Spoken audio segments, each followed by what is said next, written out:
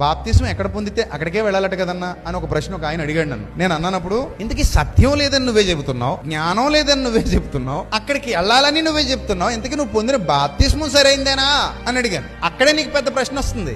సత్యము, జ్ఞానము, వివేకము లేని చోటకు వెళ్ళమని బైబిల్ ఎప్పుడూ బోధించలేదు. అలాగని ఎక్కడ బాప్తిస్మం పొందితే అక్కడికే వెళ్ళాలని బైబిల్ ఏమీ చెప్పట్లేదు. పౌలు గారు స్థాపించిన సంఘాలలో యోహాను గారు పరిచర్య చేసిన సందర్భాలు ఉన్నాయి. అర్థమైందా? సంఘము అనగానే దేవుని యొక్క సొత్తు, మనిషి సొత్తు కాదు. పరిచర్య లేదా సంఘము, నేను ఎక్కడికి వెళ్ళాలి అని అంటే, నువ్వు ఎక్కడికి వెళ్ళాలి, నేను ఏ హోటల్కి వెళ్ళాలి చెప్పండి. ఆకలేస్తుంది, ఏ హోటల్కి వెళ్తే బాగుంటది? ఎక్కడ శుభ్రమైన మంచి ఆహారం పెడుతున్నారో అక్కడికి పోవాలి. ఎక్కడ కల్తీ ఆహారం ఉందో అక్కడికి వెళ్ళకూడదు. ఏ హాస్పిటల్కి వెళ్ళాలి? ఎక్కడ సరైన వైద్యం అందిస్తున్నారో ఆ హాస్పిటల్కి వెళ్ళాలి. ఎక్కడ సరైన వైద్యం అందట్లేదో, ఎక్కడ డాక్టర్ సరైనోడు కాదో, ఎక్కడ డాక్టర్ సరిగా చదువుకోలేదో ఆ డాక్టర్ దగ్గరికి వెళ్లాల్సిన అవసరత లేదు. వెళ్ళినా నీకు వైద్యం సరిగా జరగదు కదా.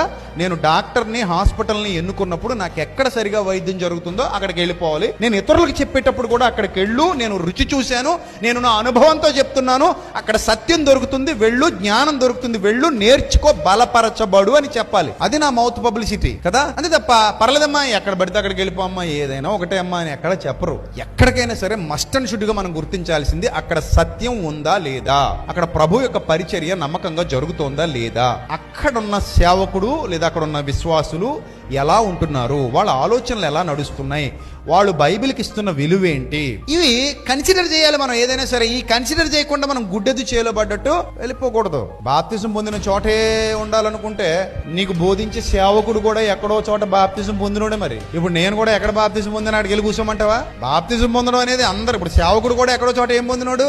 బాప్తిజం పొందినోడే కదా. అక్కడ పాయింట్ బాప్తిజం పొందిన చోట అని కాదు. అక్కడ పాయింట్ ఏంటంటే అక్కడ ప్రభు యొక్క శక్తి ఉందా లేదా, ప్రభు యొక్క జ్ఞానం ఉందా లేదా, బైబిల్ ఉన్నది ఉన్నట్టుగా ఉపదేశిస్తున్నారా లేదా, నిన్ను సరిగా ఆత్మీయంగా కడుతున్నారా, నిలబెడుతున్నారా లేదా అనేది ఇంపార్టెంట్.